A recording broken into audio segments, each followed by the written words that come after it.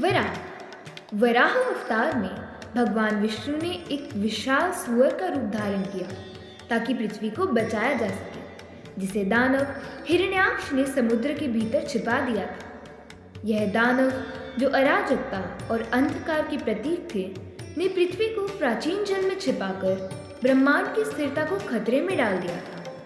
वराह रूप में भगवान विष्णु ने समुद्र की गहराइयों में प्रवेश किया, हिरण्याक्ष से युद्ध किया और उसे पराजित किया।